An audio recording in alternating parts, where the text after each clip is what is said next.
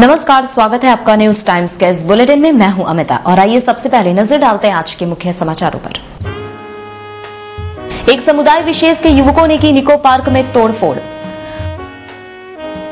राष्ट्रीयकृत बैंकों में 2 दिवसीय हड़ताल, बुधवार से कर्मचारियों ने निकाला जुलूस। और जिला मलेरिया पदाधिकारी ने एमजीएम अस्पताल का लिया जायजा। अब खबरें विस्तार से।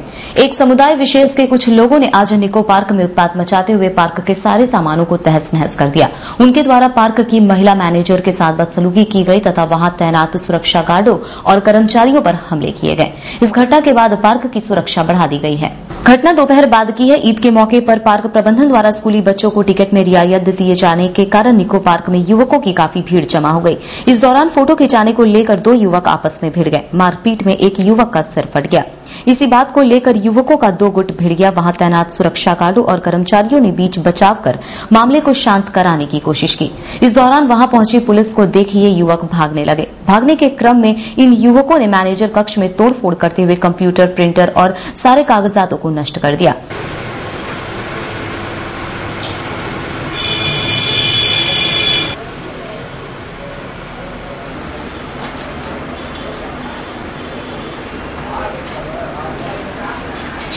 इस दौरान युवकों ने पार्क की मैनेजर रुनकी वर्मा के साथ बदसलूकी करते हुए वहां तैनात गार्डों और कर्मचारियों के साथ मारपीट की। पुलिस द्वारा खदेड़े जाने पर युवकों ने रोड पर उत्पात मचाते हुए दर्जनों वाहनों को अपना निशाना बनाया।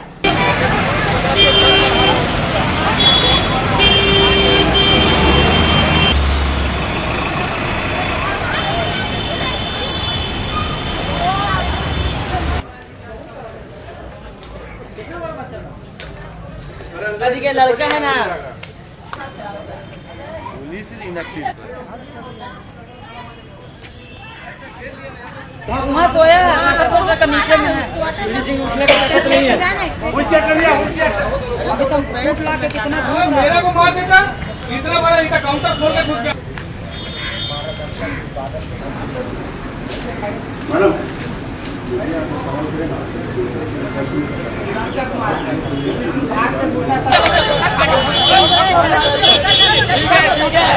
नहीं छोड़ेंगे। हम लोग चलो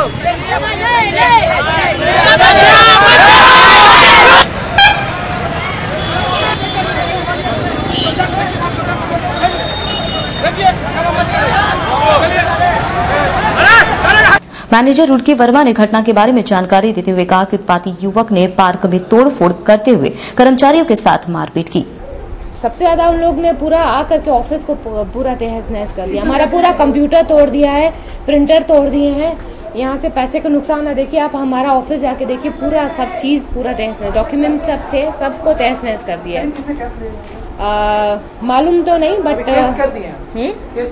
केस भाई अभी हो ही रहा है। पुलिस से हम लोग सुबह से प्रोटेक्शन मांग रहे हैं, फोन कर रहे हैं पीसीआर को, आप लोग आ जाइए, एक बार घूम के चले जाएंगे तो कोई दिक्कत नहीं होगा। बट कोई सुनने का, हमारे 2-3 स्टाफ को भी मारा है। हम लोग बच गए, या आप बोलिए भगवान का दया है कि नहीं तो बहुत दिक्कत हो जाता।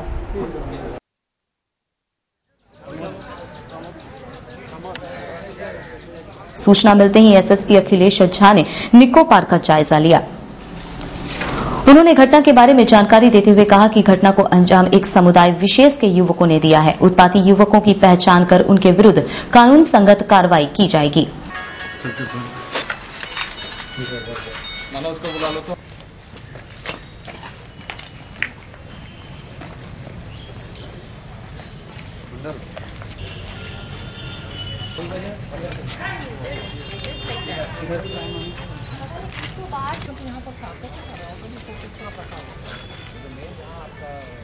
कुछ लोग थे जो आपस में लड़ रहे थे।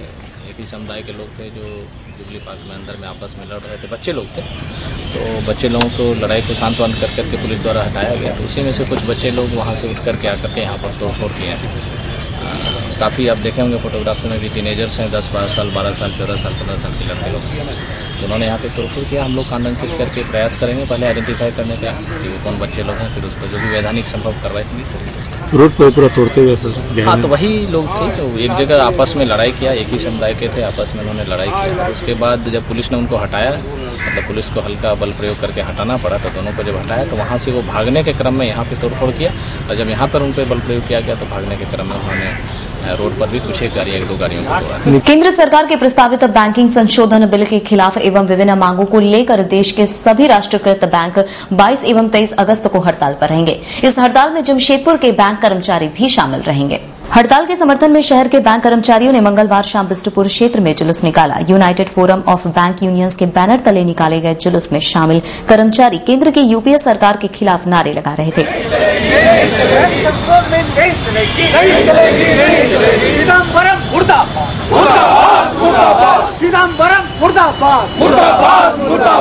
United forum of bank unions के जमशेदपुर शाखा संयोजक स्वर्ण कमल दास गुप्ता ने कहा कि केंद्र सरकार और बैंक प्रबंधन मजदूर विरोधी कार्य कर रहे हैं। सरकार बैंकिंग संशोधन बिल लाकर निजी क्षेत्र के बैंकों को बढ़ावा देने का प्रयास कर रही है। उन्होंने ग्रामीण क्षेत्र के बैंक शाखाओं को बंद करने, बैंकिंग कार्यों को आउटसोर्स करने, ट्रेड यूनियन अधिकारियों पर हमले एवं मानव संसाधन संबंधित एक तरफा फैसले के लिए केंद्र सरकार की आलोचना की। बोल रहा है कि गरीब हर घर में अकाउंट हो, हर घर में बैंक का खाता खुला जाए, और यही सरकार मास बैंकिंग से इस बैंक ऑफ क्लास बैंकिंग की ओर ले जा रहा है। यानी उन्होंने कहा है कि ग्रामीण क्षेत्र में जितना भी बैंक लॉस में रन कर रहा है वो सारा बैंक को बंद किया जाए। इसके अलावा हमारा जो HR है, हमारा जो पर्सनल चीज है, वो उस पर वो हस्तक्षेप कर रहा है। हमारा ट्रेड यूनियन पर अधिकारों पर हमलाबाजी कर रहा है। हमारे जो राइट्स है उस पर कत्ल कर रहा है।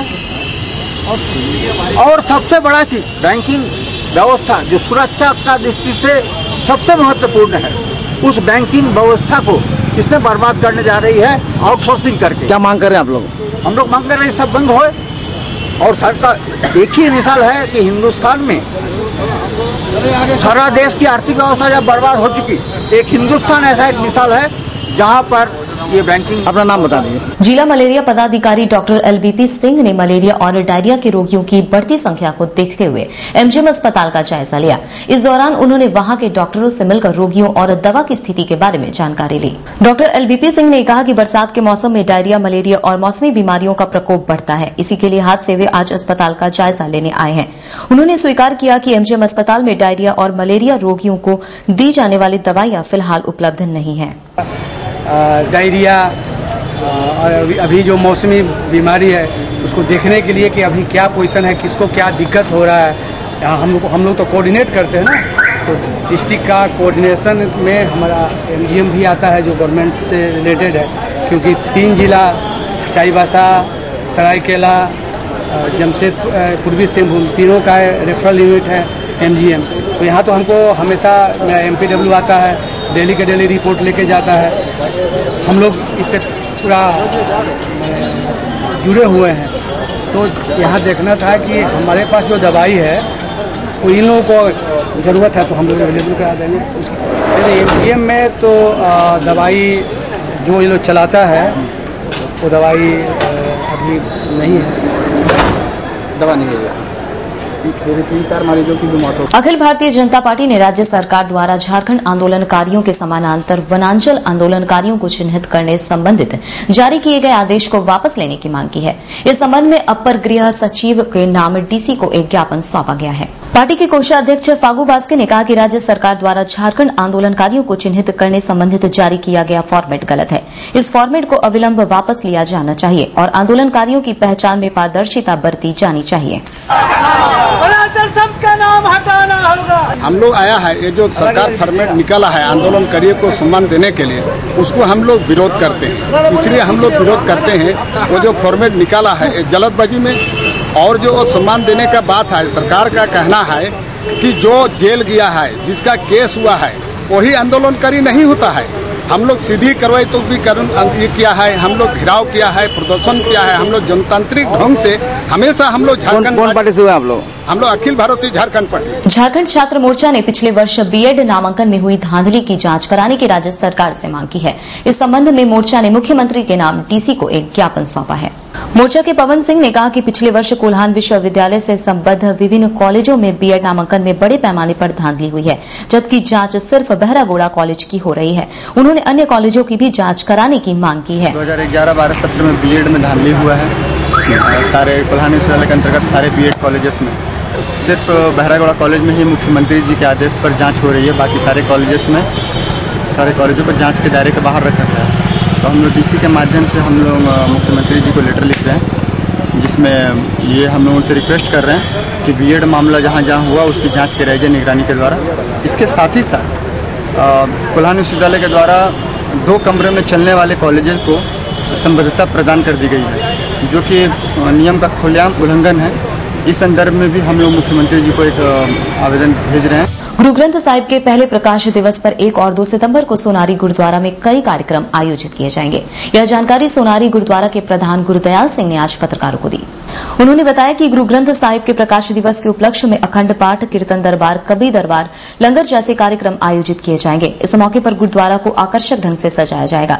वहीं स्त्री सत्संग सभा की प्रधान सुरजीत कौर ने कहा कि प्रकाश दिवस पर आयोजित होने वाले तमाम कार्यक्रमों में स्त्री सत्संग मंडली बढ़ चढ़कर हिस्सा लेगी। 1 और 2 सितंबर को गुरु ग्रंथ साहिब का पहला प्रकाशोत्सव मनाने हम लोग जा रहे हैं, हर साल की तरह। ये तीसरी बार हम लोग मना रहे हैं और बड़े धूमधाम से मनाएंगे। विशेष क्या होगा इस बार?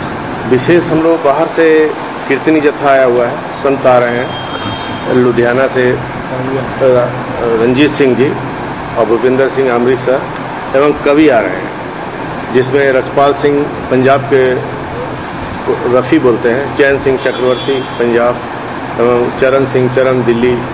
एक कवि दरबार 1 तारीख को रात को सजेगा 7:30 से 10 बजे। हाथ फेरी निकलेगी 31 तारीख को सुबह 4:30 बजे गुरुद्वारा परिसर से आरंभ होगी और सोनारी मेन रोड होती हुई डिस्पेंसरी रोड होती हुई गुरुद्वारा में सुबह 6 बजे वापस आएंगे। हम सारी महिलाओं की तरफ से बहुत योगदान करने की कोशिश कर रहे हैं, ताकि सारी जो बीबियाँ हैं ये भी आगे आएँ और भी ज़्यादा से ज़्यादा संगत इस उपराले के साथ जुड़े, गुरु घर के साथ जुड़े और गुरबाणी के साथ जुड़े, गुरु घर की खुशियाँ प्राप्त करें। और जितनी भी सेवाएं होती है, इन सेवाओं में हमारी बहनों का बहुत प्रमुख योगदान रहता है और अब भी रहेगा। देश के प्रसिद्ध उर्दू लेखक प्रोफेसर सैयद अहमद शमीम मदनी की पुस्तक ए वसा आरजू के का लोकार्पण 23 अगस्त को धतकीरी स्थित hotel Asian in conference hall में होगा। यह जानकारी अनवर अदीब ने आज पत्रकारों को दी।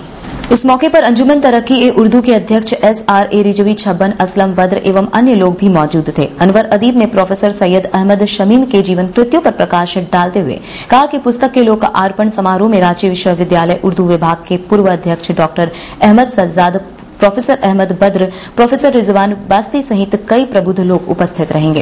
किताब है वो अपनी आत्मकथा लिखा,